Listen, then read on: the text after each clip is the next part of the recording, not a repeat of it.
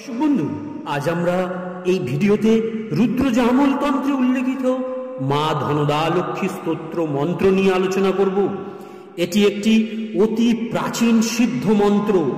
এই মন্ত্রের সঠিক প্রয়োগের মাধ্যমে আর্থিক অবস্থার ও ব্যবসায়ের উন্নতি ঘটানো সম্ভব, কারণ এই মন্ত্র অতি শক্তিশালী ও দ্রুত ফলদায়ী। যিনি মন্ত্রটি কোনো বৃহস্পতিবার বা শুক্রবার থেকে শুরু করে টানা 11 দিন জপ করবেন বা শ্রবণ করবেন, তার কোনোদিন অর্থের অভাব হবে না।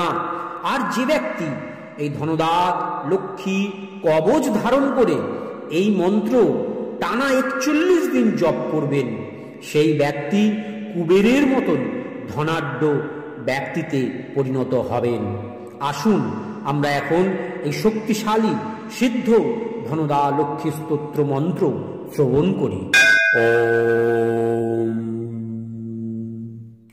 ধনদে ধনপে দেবী দানশীলে দয়া করে, ত্বং প্রসীদো মহিষানি यदर्थं प्रार्थयाम्यहम्।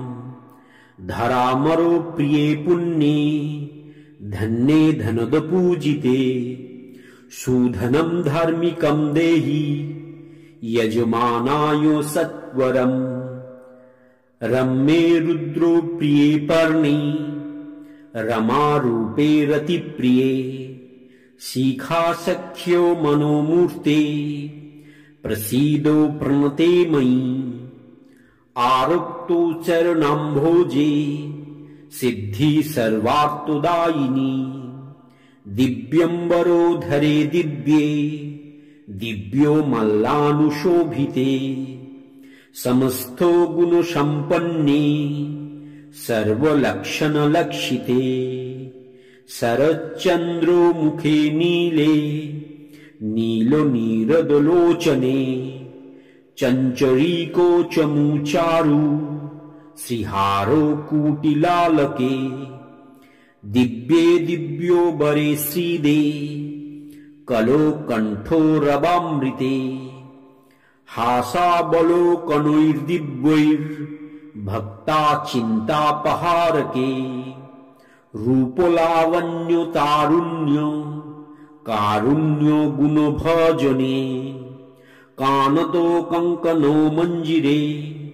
रसलीलाकरम्बुजे, रुद्रो व्यक्तो महसत्वो धर्माधारे धरालये, प्रयच्छो यजमानाय धनं धर्मेको साधनं, मातोऽस्म्यं व्यविलम्बेन ददस्वो जगदम्बिके, कृपाब्धे करुणागारे प्रार्थये चासु सिद्धये, वसुधे वसुधारूपे वसुवासववन्दिते, प्रार्थिने च धनं देहि वरदे वरदा भवो, ब्रह्मणा ब्रह्मणे पूज्या त्वया च शङ्करो यथा, श्रीकरे शङ्करे श्रीधे प्रसीदो मयि किङ्करे, स्तोत्रं दारिद्र्यो कष्टार्थो